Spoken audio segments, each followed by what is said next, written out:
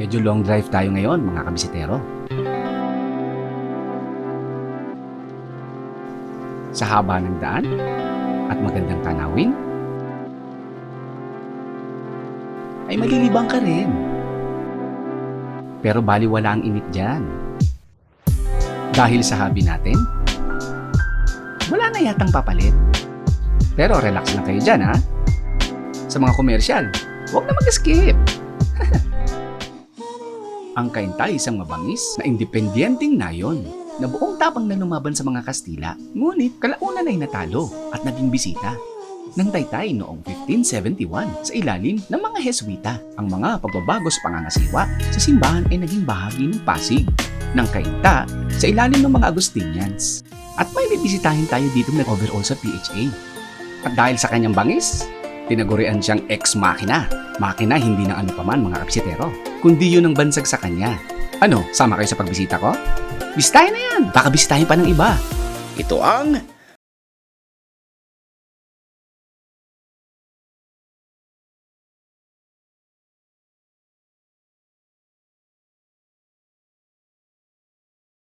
Yun! Dito naman tayo bago to. Dito si Tropa Eric Medina, bisitero eh. Bisitero pala!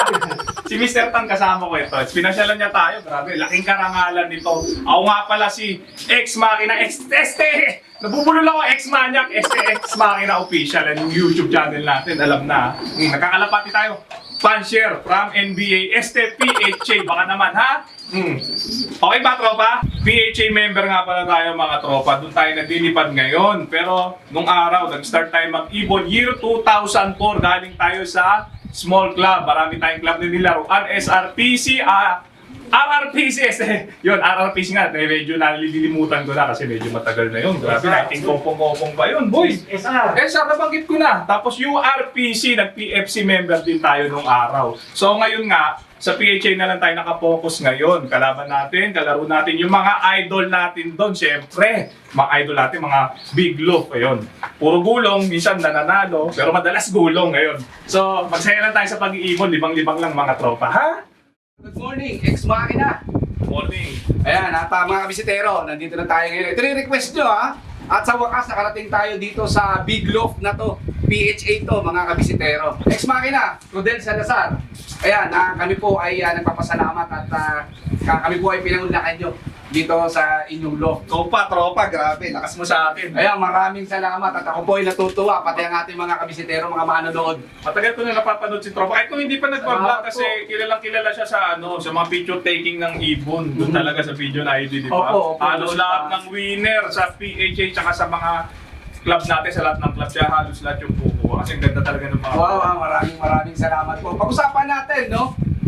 Yung lagi kong naririnig, yung mga binibigay mong mga pangalan, talagang kakaiba eh. At saka very catchy sa mga nanonood sa'yo.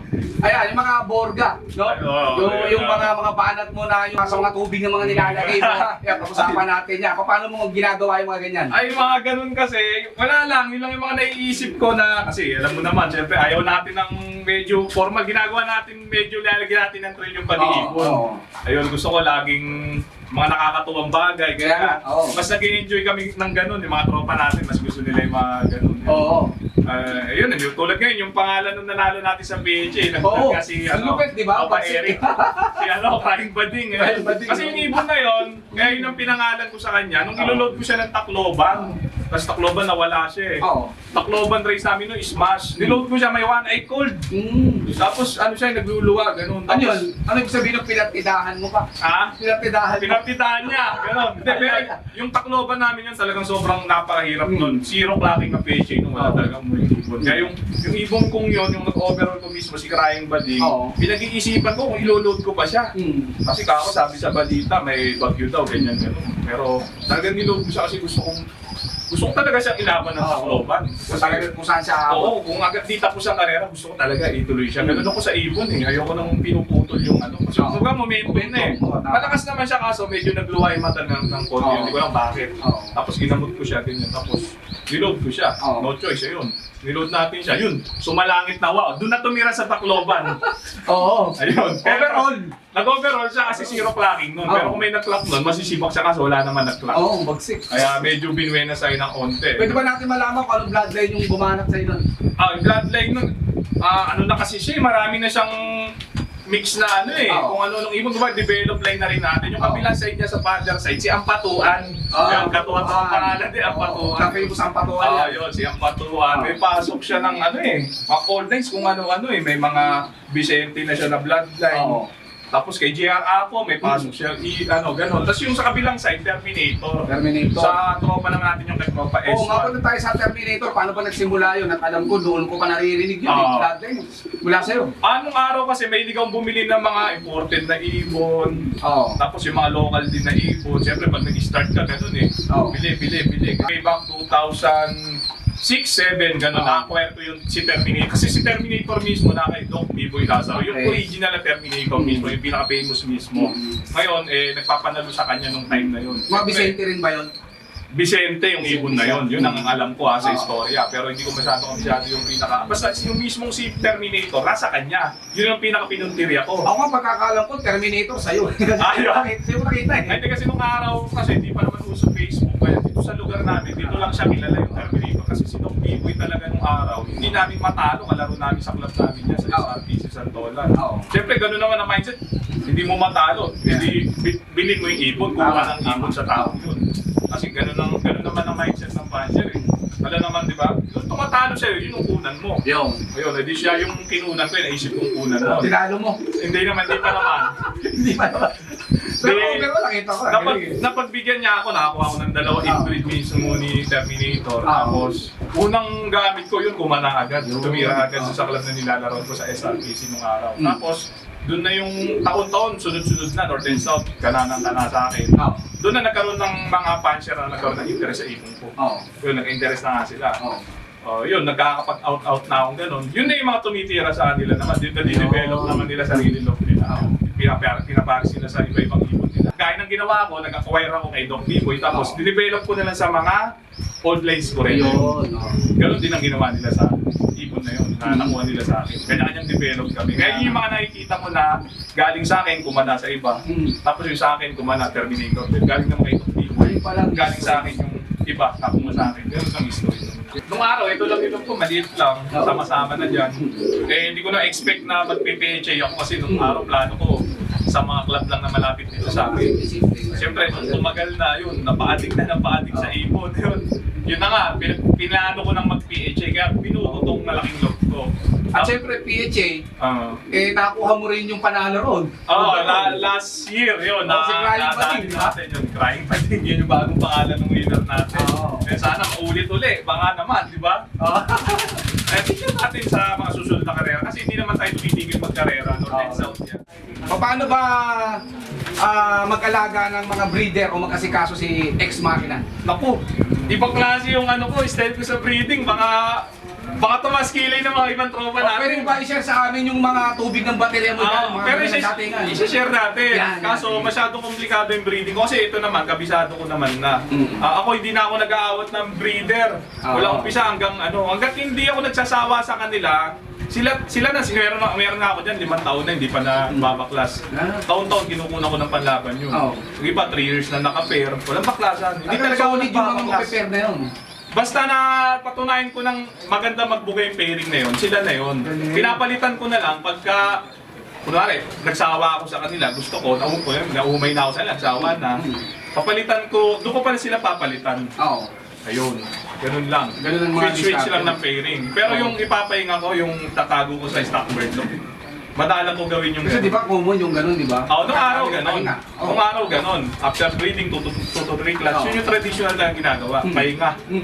Tapos, mga ilang months, breeding season ulit, December, clutch ulit. Ganun Sobrang tagal ng pahinga ng ibon. Ganun ako nung araw. Ngayon naman, ang style ko, hindi ko na pinapahinga. Dire-diretso na. Kakaiba yung diskarte mo sa ibon, ano? Oo. Galing. Dati naman, yung traditional yung ginagawa ko talaga. Lately, yun nga, napatunayan ko, natuklasan ko na pwede pala kahit hindi binabaklas. Lalo na yung nanalo ko si Crying Bading. Oo. Ika-30 clutch yung ibon na yun. Oo. Lupit, ano? Ano na yun, magpa 4 years na siyang naka-clutch. Yung mga naunang kapatid niya, in-out ko lahat yun. Oo. Tapos, naisipan ko lang kumuha ng panlaban nung magpo 4 years na sila naka-clutch. Oo. Tapos, ika-30 clutch na. Tapos, nilaban ko, 2 piraso yun, magkapatid. Yung isa, inusunada ng tropa, yung Nesmith noon, nung Oo. nanalo ni Crying Bading. Binili niya. Pumalo rin sa kanya.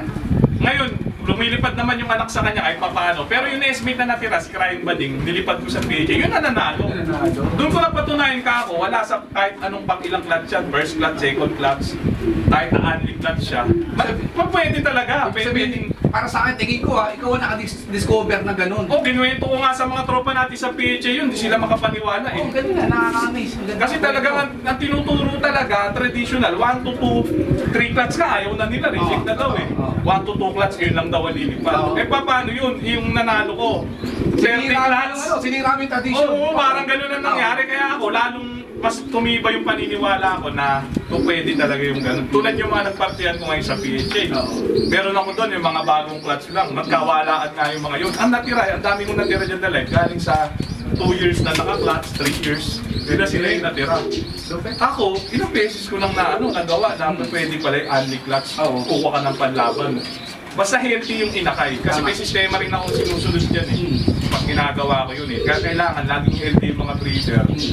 So kung sila healthy yung mga ibubugang gata sa anak, napapanatili mo naman yun. Kasi nga, yun talagang ang sistema mo.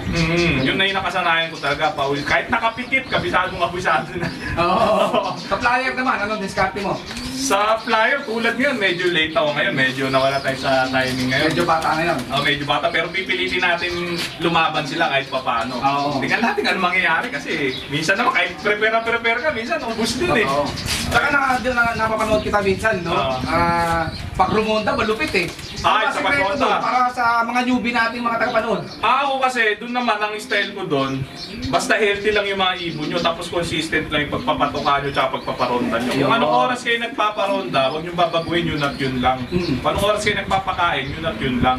Para yung ibon, alam nila, nakaset sa utak nila, sa katawan nila, na ganong oras, ganun ang ginagawa nila, rumoronda. Ngayon, pag malakas kumain ng ibon nyo, asahan nyo, malakas umikot yan.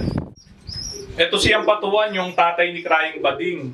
Yung ibon na to, nilipad ko nung araw, way back 2016, 17, hindi ko na maalala. Nag-ano siya, lap champ ng Muñoz. Tapos, nag-third place to Tugigaraw. So, bali, North Bird siya, North ko siya nilaban sa RRPC.